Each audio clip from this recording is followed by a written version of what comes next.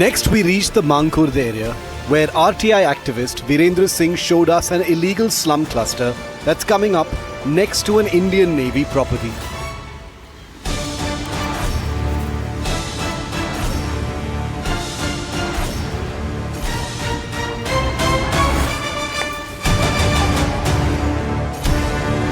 अभी सोचिए सिर्फ नाम के लिए कब्जा किया गया है, सिर्फ नाम के लिए। अच्छा, कई घरों में ताले लगे, मैं देख रही हूँ। हाँ।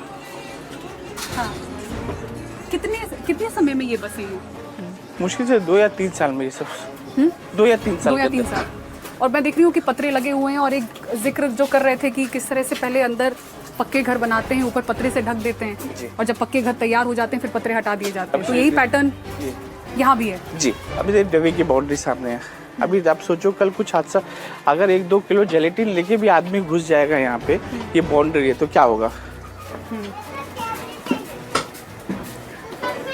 पुलिस की गतिविधियाँ यहाँ पर क्या है? पुलिस प्रशासन की, सरकार की क्या गतिविधियाँ हैं यहाँ पर? क्या कार्रवाई? इनको हेल्प किया जा रहा है। आप सोचिए बाउंड्री नेवी की, बाउंड्री की navy.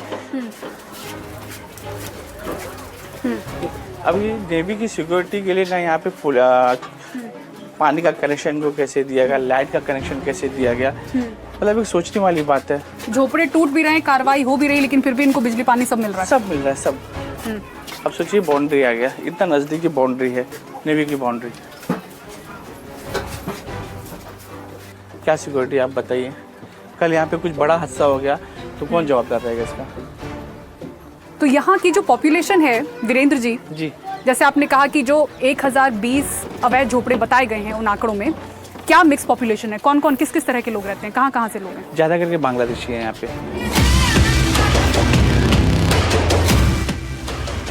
Settlements of huts right next to the Navy's boundary wall are a security threat. Some people here have purchased land and set up cow sheds. Some are migrants from Bihar, but once these hutments get numbered, the residents begin dreaming of getting permanent flats. अभी ये झोपड़े में number गिर गया, मतलब ये पात्र है। इनको 300 का घर, स्क्वायर फीट का घर बीएमसी को देना 350। 1020 था जो इलीगल झोपड़े थे। अभी मुझे मेरे हिसाब से अब ये 1500-2000 पहुंच जाएगा, 1,500 से 2,000। अब इन 2,000 लोगों को घर देना पड़ेगा 300 स्क्वायर फीट। अगर अगर आप 200 इंटू तो यहाँ से हटाएंगे और कहीं और इनको बसाएंगे। यही पे बस ये तो कैसे ही आप नेवी की बाउंड्री के पास कैसे बनाएंगे? अगल बगल कहीं पे बना के इनको दे देंगे, उनको 300 स्क्वायर फीट का घर दे देंगे। अच्छा, ये जिन घरों में ताले लगे हैं, इसका मतलब क्या है? सिर्फ जगह कब्जा करना मतलब है। वो अभी वो बिकेगा? वही 1.5 लाख में बिकेगा जी। 1.5 लाख 2 लाख, और 3 साल 4 साल रह गया तो ये 10 लाख में बिकेगा। नहीं, सर्वे की इसलिए कि आम दुकान की वजह ना। In these hutments, some people spend significant money to build homes. NDTV captured one such house on camera. Fully tiled floors and walls, expensive oil paint and modern fittings. The question is, how are residents earning so much? A TISS report reveals shocking claims about the high earnings and income sources of such settlers. यहाँ पे एक Indian Muslim ने इसके against complain किया इसी area में, जिन्होंने हमको पूरा डॉक्यूमेंट। उसके एलिगेशन क्या है कि बांग्लादेशी है? उनका एलिगेशन है बांग्लादेशी लोग आ रहे हैं, फ्राइडे नमाज के बाद जो जुम्मा का पैसा जमा होता है उसको इकट्ठा करके इलीगली उस अकाउंट में डाला जाता है। उसके बाद बाकी काफ़ी जगह में उसको ट्रांसफ़र। उसके बारे में कार्रवाई क्या हुई? नहीं, उसके बारे में कार्रवाई कुछ नहीं। अगर आपका हमारे अकाउंट में अगर 5 लाख रुपए एक साथ आएगा तो हमको तुरंत बैंक अकाउंट सीज हो जाता है। हमको लेटर लिखना पड़ता है, क्यों आया एक्सप्लेनेशन देना पड़ता है। तो ऐसा एक अकाउंट का बात मैं नहीं कर रहा हूँ, कम से कम 20-25 ऐसा अकाउंट है जहाँ पे सेम चीज़ है। A poor man leaves Bangladesh, comes to India, obtains fake identity documents, becomes a voter, and then participates in municipal assembly and national elections.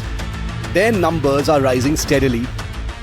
A year ago, the Tata Institute of Social Sciences revealed shocking data about Bangladeshi infiltration changing Mumbai's demography.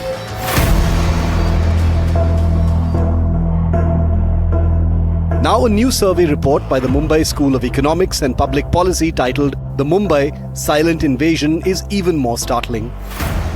According to this report, in 1961, Hindus were 88% of Mumbai's population.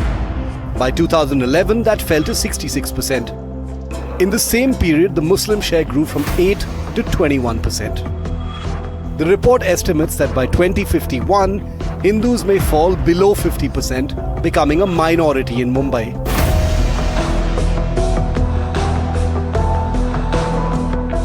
The report claims growth is not purely natural. A large portion comes from illegal Bangladeshi and Rohingya immigration. Their increasing numbers pose national security challenges. The demographic shift in these slums is fueling communal tension, frequent violence, and rising threats to women and children.